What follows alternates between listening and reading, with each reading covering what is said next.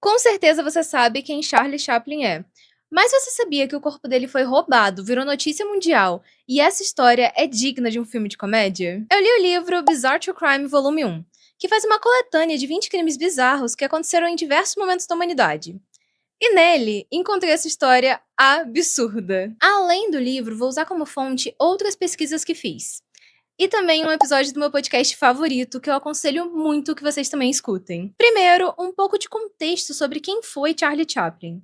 Caso você viva isolado do mundo e nunca tenha ouvido falar dele, o que eu acho muito difícil. Ele foi um ator, comediante, cineasta, compositor, roteirista, produtor, editor e músico britânico. Ou seja, aquele clássico primo bem-sucedido que sua família adora jogar na sua cara como forma de comparação, mas que é impossível competir com ele. Até porque o querido começou a atuar com apenas 9 anos de idade, fazendo um total de 81 filmes e adquirindo diversos prêmios por conta do seu trabalho.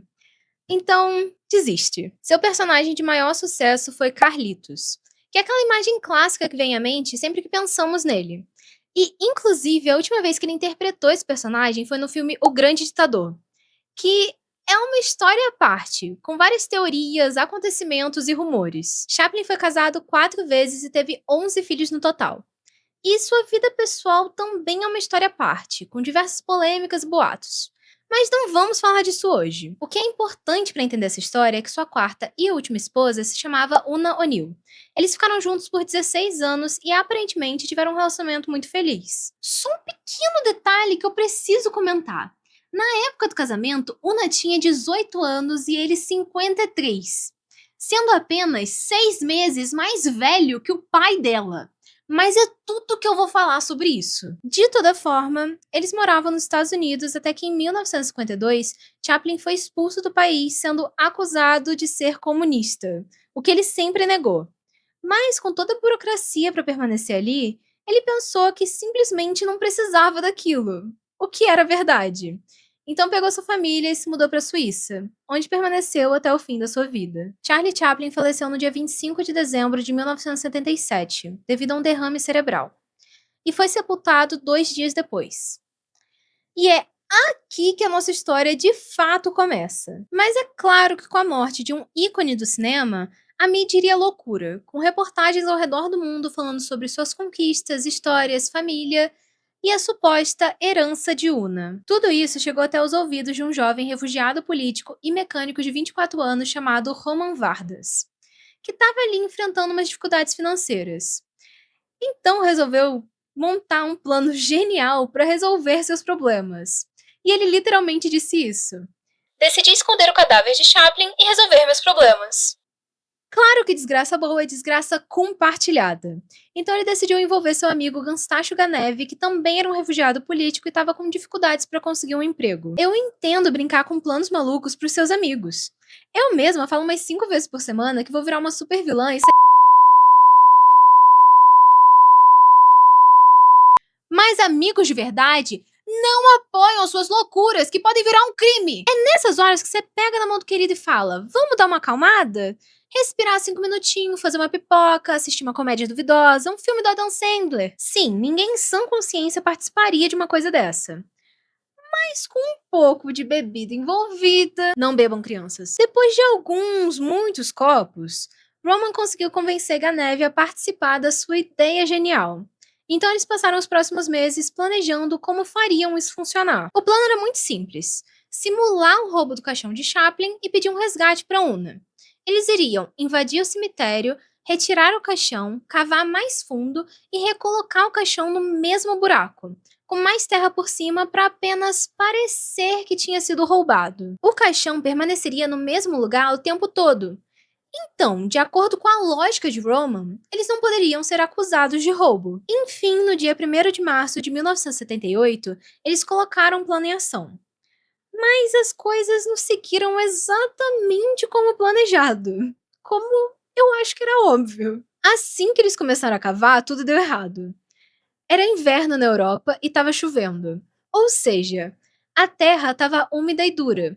Então eles até conseguiram cavar, mas não o suficiente para recolocar o caixão no buraco, que era o que eles tinham pensado. Sinceramente, eu acho que eles nem tentaram tanto assim, porque para início de conversa, eles nem planejaram isso direito, nem tentaram praticar antes. Eu nem sei como que se pratica isso, mas eles nem tentaram antes.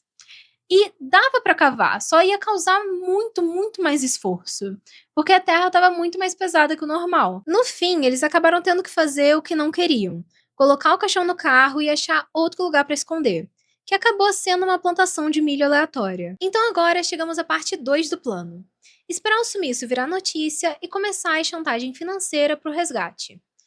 Mas isso também daria errado, já que eles não esperavam que Una era uma diva estoica. Una é filha de um dramaturgo famoso e uma escritora bem conhecida, o que fez com que ela crescesse acostumada com essa vida confortável e em volta da fama.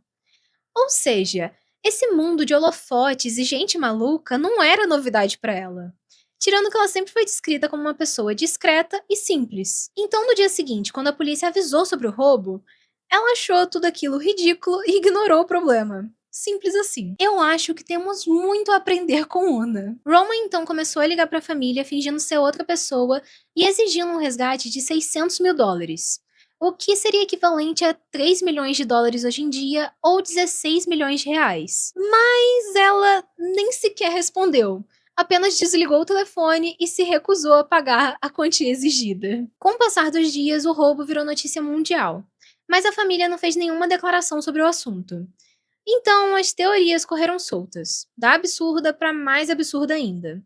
E novamente, as teorias são toda uma história à parte que eu não vou comentar aqui. Com toda a notoriedade do assunto, Roman começou a ficar nervoso, assediando tanto Una quanto seus filhos para poder receber o valor exigido. Chegou um ponto onde ele estava basicamente implorando para ser pago. Em uma entrevista mais tarde, Una teria dito que achou toda a situação engraçada e que Chaplin teria achado tudo aquilo ridículo. E é por isso que eu tô rindo, porque pode. Mesmo assim, ela sempre colaborou com a polícia, que grampeou os telefones da casa para tentar rastrear as ligações. Algumas semanas depois, eles conseguiram rastrear uma das ligações até uma cabine telefônica. E ao chegar lá, prenderam Roman e Ganev, que estavam dando um rolezinho pelo local, esperando se a família Chaplin ia finalmente retornar ao contato. Sem mais o que fazer, eles levaram os investigadores até o corpo. E no mesmo ano foram condenados por extorsão e perturbação dos mortos. Roman foi condenado a 4 anos e meio de trabalho forçado, e Ganev foi condenado a 18 meses de sentença suspensa, já que eles acreditavam que ele tinha responsabilidade limitada em relação ao crime. E realmente, no final das contas, a ideia nem foi dele e ele não teve tanta participação assim. E bem, nos anos seguintes, os dois homens até enviaram cartas a Una se desculpando por tudo. Mas, até onde eu sei, ela nem sequer se deu ao trabalho de responder. Para finalizar, o caixão foi recuperado e recolocado no mesmo local com uma camada de cimento por cima, para evitar outras profanações ou gênios do crime que queiram tentar mais uma gracinha dessas. Algumas informações diferem um pouco de fonte para fonte, o que é comum, principalmente em casos mais antigos. Mas foi basicamente isso. Então, por enquanto é isso. Não se esqueça de deixar o like, se inscrever no canal e me seguir nas outras redes. Até já!